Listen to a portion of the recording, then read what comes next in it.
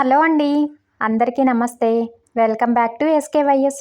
ఈరోజు వీడియోలో చాలా సింపుల్గా టేస్టీగా చాలా క్విక్గా చేసుకునే ప్రసాదం రెసిపీ దద్దోజనం చేసి చూపించబోతున్నానండి.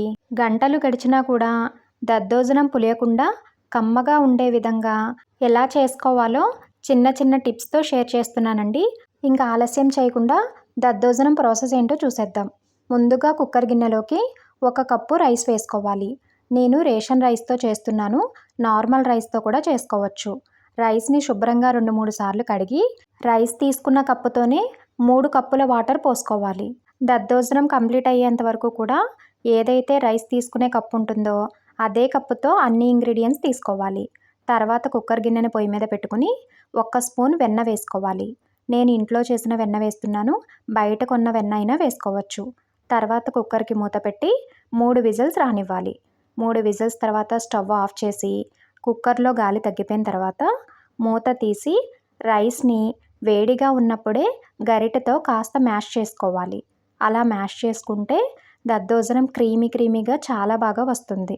రైస్ని మ్యాష్ చేసుకున్న తర్వాత రైస్ తీసుకున్న కప్పుతోనే 2 కప్పుల కాచిన పాలు పోసుకొని రైస్ని బాగా కలుపుకోవాలి. పాలల్లో రైస్ అంతా బాగా మిక్స్ అయ్యేలాగా కలుపుకోవాలి. అలా కలుపుకున్న తర్వాత రైస్ కానీ పాలు కానీ ఏమాత్రం వేడి లేకుండా పూర్తిగా చల్లారేంత వరకు చల్లారపెట్టుకోవాలి. పూర్తిగా చల్లారిన తర్వాత మాత్రమే పెరుగుని వేసుకోవాలి, లేకపోతే దద్దోజనం త్వరగా పులిసిపోతుంది. అన్నం పూర్తిగా చల్లారిపోయిన తర్వాత రైస్ తీసుకున్న కప్పుతోనే 3 కప్పుల పెరుగు వేసుకోవాలి. పెరుగు కమ్మని పెరుగు తీసుకుంటే చాలా బాగుంటుంది. మీరు చేసుకునే దద్దోజనం అనేది 3-4 గంటల్లో కంప్లీట్ అయిపోతుంది అంటే ఈ కొలతల్లో తీసుకుంటే సరిపోతుంది. అలా కాకుండా ఇంకా ఎక్కువ గంటలు ఉండేటట్లయితే పాలు పెరుగు క్వాంటిటీని అడ్జస్ట్ చేసుకోవాలి. అంటే 3 కప్పుల పాలు పోసుకొని 2 కప్పుల పెరుగు వేసుకుంటే దద్దోజనం పులియకుండా కమ్మగానే ఉంటుంది. పెరుగు కూడా రైస్లోకి బాగా కలిసేలాగా కలుపుకొని తాలింపు వేసుకోవాలి. తాలింపు కోసం స్టవ్ మీద ప్యాన్ పెట్టి 3-4 టేబుల్ స్పూన్స్ పల్లి నూనె కానీ పప్పు నూనె కానీ వేసుకుంటే చాలా బాగుంటుంది. ఆయిల్ వేడెక్కిన తర్వాత 1 స్పూన్ జీలకర్ర, 2 స్పూన్ల పచ్చెనగపప్పు వేసుకుని కలుపుకుంటూ దోరగా వేయించుకోవాలి. ఫ్లేమ్ని మీడియంలో పెట్టుకుని దోరగా వేయించుకున్న తర్వాత కొన్ని జీడిపప్పు పలుకులు కూడా వేసుకుని వేయించుకోవాలి. అవి కూడా కలుపుకుంటూ దోరగా వేయించుకున్న తర్వాత 2 ఇంచుల అల్లాన్ని తురుముకుని వేసుకోవాలి. ఇష్టమున్న వాళ్ళు చిన్న ముక్కలుగా కట్ చేసుకుని కూడా వేసుకోవచ్చు. అల్లం తురుము వేసుకున్న తర్వాత కలుపుకుంటూ అల్లం పచ్చివాసన పోయేంత వరకు వేయించుకోవాలి.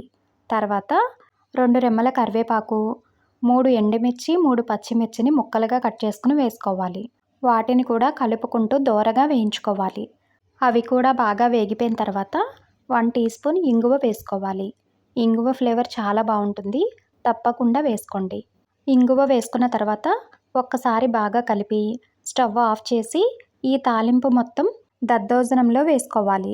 తర్వాత దానిలోనే 1/2 స్పూన్ వరకు మిరియాల పొడి వేసుకోవాలి. మిరియాలు ఇష్టమున్న వాళ్ళు తాలింపులో మిరియాలు కూడా వేసుకొని వేయించుకోవచ్చు.